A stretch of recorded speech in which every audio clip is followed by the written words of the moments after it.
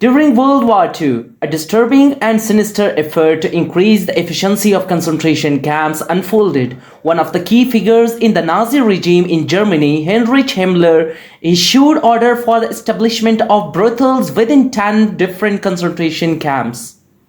Although the Nazis portrayed these arrangements as voluntary, the truth is that the women involved had no real choice. The system was part of a cruel and calculated strategy by the Nazis to degrade and humiliate the prisoners held in these camps.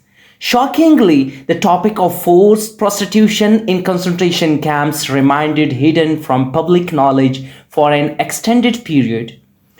One former prisoner, a woman named Margaret, bravely shared her experiences in her memoirs.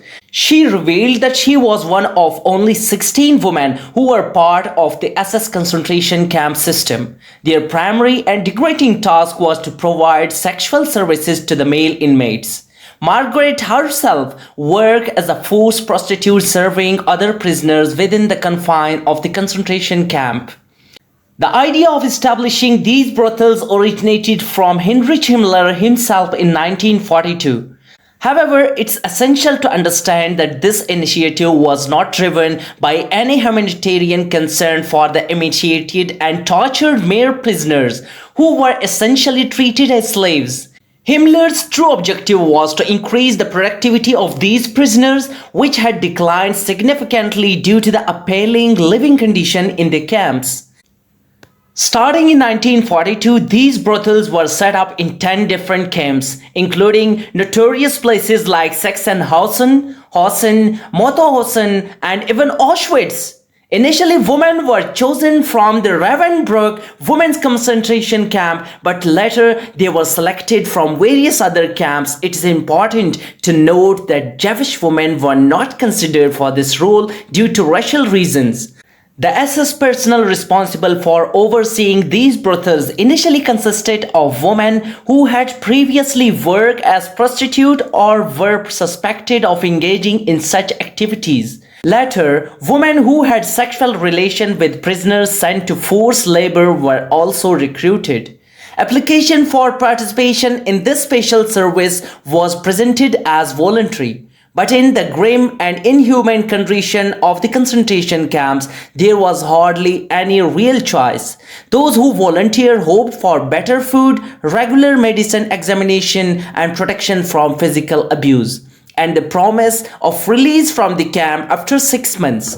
However, these promises were far from genuine choices. Historian Robert Sommer noted that nearly all women who were part of the system survived, but tragically, some still perished in Nazi concentration camps.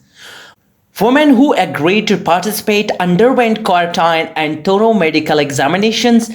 They were provided with proper nutrition and physical care, a stark contrast to the horrendous condition they had previously endured in the concentration camps. Subsequently, they were placed in special buildings within the camps, euphemistically referred to as brothels, where male prisoners could visit them. Privacy was practically non-existent as every interaction could be observed through viewing holes in the doors. It's worth mentioning that only around 1% of concentration camp prisoners ever had the opportunity to visit these brothels.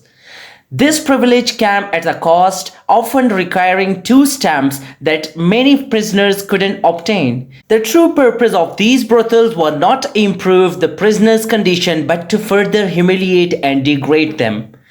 The topic of forced prostitution in concentration camps remained concealed for a significant duration. It wasn't until the early 1990s that some women like Margaret found the courage to speak about their traumatic experiences. Until that point, there was a disturbing lack of interest in acknowledging this dark chapter in history. Regrettably, these women never received the recognition or compensation they deserved for their immense suffering. Only one non-compensation application filed in 1966 was rejected due to the statute of limitation. Their stories serve as a chilling reminder of the extent of Nazi cruelty during this harrowing period.